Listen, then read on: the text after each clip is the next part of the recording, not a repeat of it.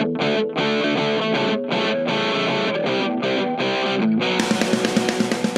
to The Grind, a podcast about the church planting process and missional strategies to make disciples of all nations. Coming to you from the offices of the Arkansas Baptist State Convention in Little Rock, Arkansas. Now, here are your hosts, Dave McClung and Chad Grigsby. Welcome back, everybody, to The Grind, as Chad Grigsby and I are talking about the horrors of double chins on video. So, see, don't Chad, mind me. This is why I grow a beard, because it hides some of that. Well, Dave, if I wasn't so girly and could grow a beard, I would probably do that. But Hey, it took me forever. My beards, until I got to about 35, 36 in there, were real patchy and mangy looking. I looked like a dog that'd been sleeping on the streets for a month. And, so only in the last few years has it started to fill in a little bit, and what it filled in with was gray. well, lucky you, huh? Yeah. So anyway, but I wear this as a badge of honor because I've earned these gray streaks by raising my children. So Yeah, and launching some of them out of the house. So you really have earned that. yeah. Moved my daughter back to college this week, and my oldest son finished his first week of college, and we're in that 2 in college, 2 in braces, no money in the bank account. So that's my life right now. We sent our oldest to kindergarten, and we thought the world was ending. So Yeah.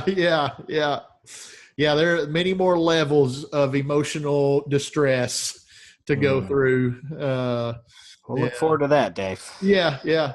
I think my wife had a tougher time this go around with Sydney going back to school than that initial sending, because there's a lot of excitement about new and, next phase of your life and everything. Sydney had been home all this summer, and now it was, I got to give her back. And That's tough. Yeah. I think my wife struggled more with that than even I did on that one. Anyway. But yeah. So we've had a traumatic week, with all that, and It's a little bit of unpacking our emotional baggage. Sorry, yeah. So yeah. So we resort to talking about double chins and quoting Sling Blade That's right. as a coping mechanism. That's right. Mm-hmm. Mm-hmm. So anyway, we thought about doing this entire big idea in the voice of Sling Blade, but didn't figure we had the actor's chops to pull that off all the way through. So No, I can give a good but that's about all I got. That's it. Yeah, mustard and biscuits. So anyway, so let's get to the topic. Enough rambling. So we had Dr. Rodney Reeves, my former New Testament and Bible professor at Williams Baptist University now, and Dean of Christian School of Ministry at Southwest Baptist in Bolivar. And Dr. Reeves is just one of the most brilliant guys I've ever been around, and so much fun to talk to every time. He's always been one of those guys that when you dive into Scripture with him, the way he talks about the stories of Scripture, you feel like you're there. I mean, just kind of draws you in. Mm-hmm. He's a master storyteller and a great teacher. But one of the things that he talked about that we wanted to kind of hone in on today was this idea of the centripetal force versus the centrifugal force. Centripetal being the drawing in, pulling in, and the centrifugal being the pushing out. And as it relates to the church, drawing in with the gathering, preaching of the word, worship, experiencing the presence of God, which then, if done correctly and fulfilling its purpose, then pushes the centrifugal force, pushes the church out to the world, because God is a missionary God and didn't call us to come and sit. He sent us to be missionaries to this world. And so we all have a tendency to gravitate toward one extreme or the other a lot of times, whether it's all about the gathering or all about the going, and we miss the benefits of both. And done correctly, done appropriately, spending time in the presence of God is naturally going to empower us and send us out. And so the question is, and this is something Chad and I have been talking about this morning, the question is, if our gatherings do not push us out to the world, to engage the city, to do evangelism, to share the gospel, then there's something wrong with our gatherings. Because spending time in the presence of God is going to instill in us and imbue in us a desire and a passion to reach those who are not a part of that and bring them in as well. So that's kind of our thought and question today. Chad, take off. Yeah, I don't do so well with the big words, so I like to say gathered and scattered. Yeah. I don't know. It's easier. It may not capture the full idea as well, but no, I think you need both. And I think our tendency is to swing in either direction. We get in this either or real quick mindset instead of both and. And I think for a long time we have swung the pendulum toward the gathering, where, so much so that the church is a vendor of religious goods and services, where you come and you get your religious goods and consume, and then you go on. But there's really little emphasis on what we do away from the building. And so I think he was really trying to ground us back in what we see in Scripture and what we understand the gathering and that leads to the scattering. So, yeah, I think we got to be careful, because I think even like if I'm honest with myself, my tendency is to probably swing the other way and be all about mission and getting out there and going out, and sometimes at the expense of gathering. But, if you're going out and you're inviting people in, or you're bringing people in, the question is, what are you bringing them into? You know? Exactly. And if there's really nothing there, there's no type of community there, then your going out is not worth much. Yeah. Well, and I think one of the big critiques, I think it's a misnomer. I think it's a misunderstanding of the whole missional conversation. But one of the critiques of the missional conversation, that it emphasizes too much the sending and not enough the gathering.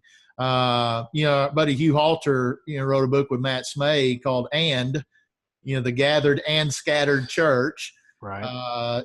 Every time I've ever heard Alan Hirsch talk about APEST, he says it's all five working together. There is a place for the shepherd, teacher, and the gathering aspects of the church. But like you said, we focus so much on that, that we're not getting to the world. We're not getting to our communities.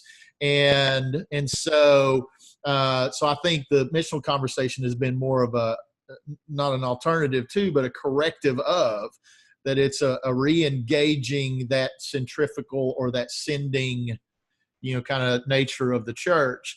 And I think Dr. Reeves brought up some great stuff in this. I think he's right in this, that when you're in the presence of God and God is moving and working in us, we can't help but then care about those that don't have that. Yeah. You can't follow Jesus closing. Jesus, when he called the disciples, he said, "Come follow me, and I will make you. I'm going to do something with you to make you different from what you were before. I will make you into fishers of men." So there's this: follow me, spend time with me. I'm going to do something in you that you can't do for yourself. And what that's going to be is naturally going to go out to do with others what I'm doing with you. Yeah. And so, and that's kind of our whole deal in church planting. And, we tell guys, don't just start a worship service, let's let's get beyond just that weekend gathering. Let's engage a community. Let's build up a missionary people. You know, it's not to say don't do the service, don't do the gathering, but what you do in that gathering will directly impact whether you go or not.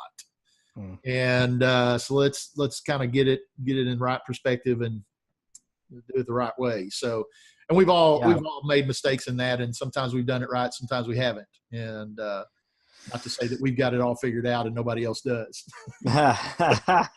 No, you're right. And you know, I think I love assessments. I love my favorite thing to do in the world is a self-assessment.